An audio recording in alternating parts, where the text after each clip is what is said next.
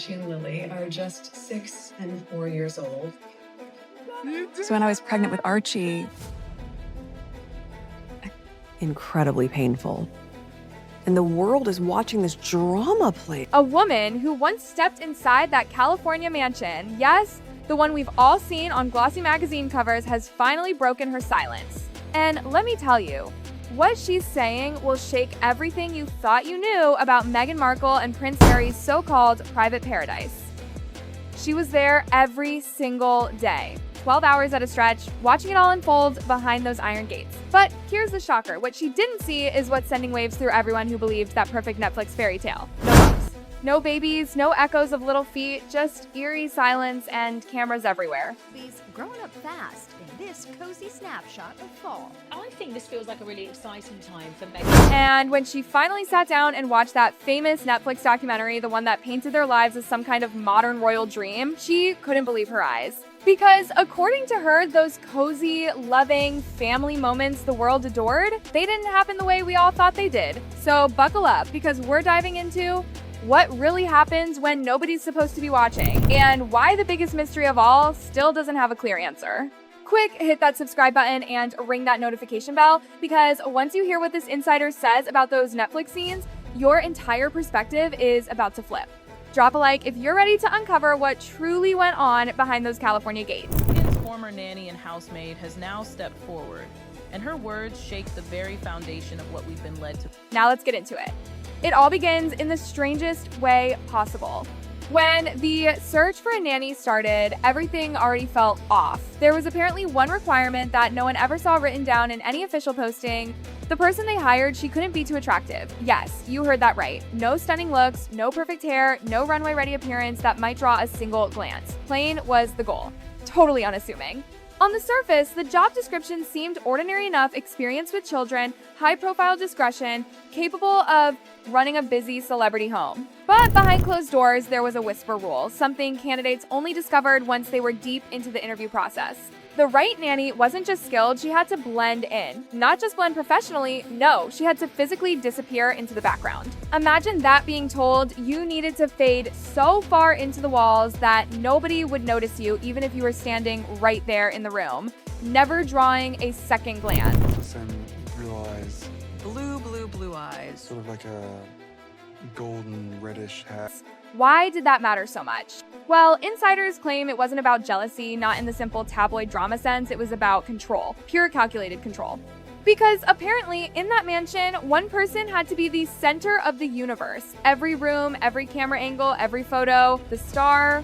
The spotlight could never shift, not even by accident. A nanny who turned heads, even unintentionally, could disrupt that delicate balance. And in that Montecito world, attention fall isn't just an accessory, it's currency. The whole economy of that house revolved around who held the spotlight. And that secret appearance role, that was only the beginning. The actual demands of the job were jaw-dropping. First off, availability. Every single hour. You weren't just on call, you were on standby for life. A tabloid rumor. It wasn't speculation whispered across dinner tables or stirred up by social media. Something came up at 3:00 inches the morning, too bad. You answered. No weekends, no off hours, no escape. Then came the second rule. No romantic relationships.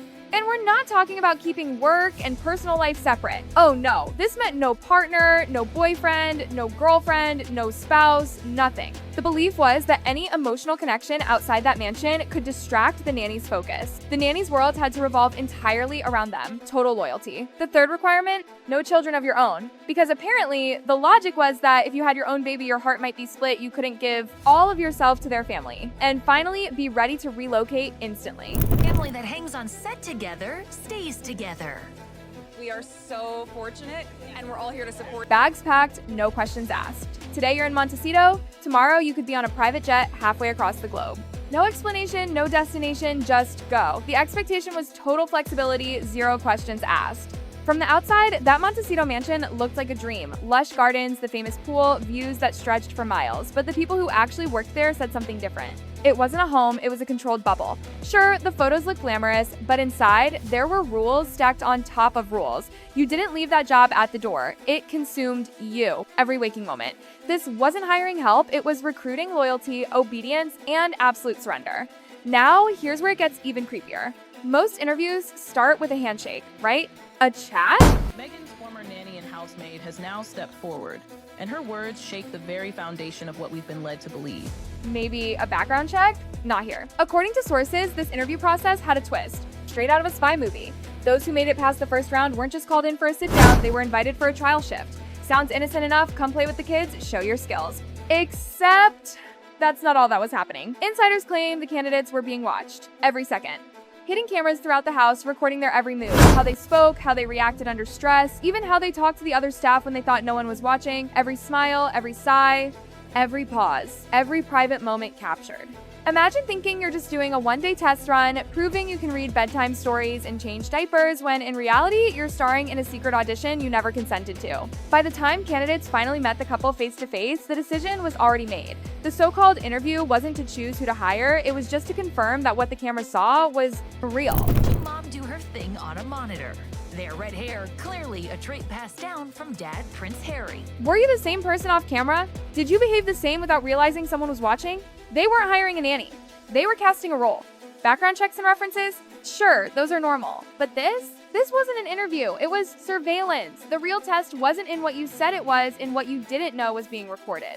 She explains why she's being so brutally honest now. If she lied, she'd be exposed eventually. She'd rather tell the uncomfortable truth than create stories she can't defend. During her entire time in that house, she saw no pregnancy. She describes it as haunting a mansion that felt more like a museum than a family home. Perfectly staged, quiet, polished, empty. Doing this to make it seem like there's a reason the kids shouldn't be seen on social media. It just didn't add up.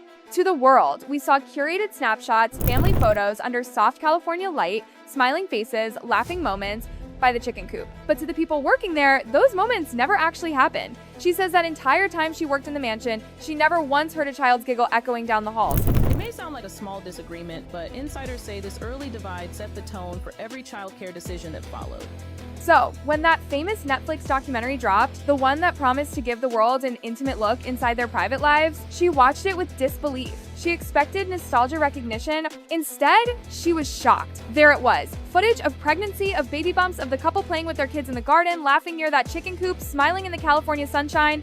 But according to her, those scenes could not have been real. The rooms didn't match, the angles were off, the timelines made no sense. She knew that house better than anyone, and the documentary showed a version of it that didn't align with what she'd seen day after day. She said she felt her stomach drop because the life being shown on screen was not the life she'd witnessed. In her eyes, that Netflix series wasn't a documentary, it was a production. A story carefully crafted to sell a specific image. The emotional pregnancy moments, the tender parenting shots, according to her, none of it reflected what really went on behind those gates. It was all too perfect, too polished, too controlled. And that's when she started to notice something else. Something even stranger. Inside that mansion, nothing happened by accident.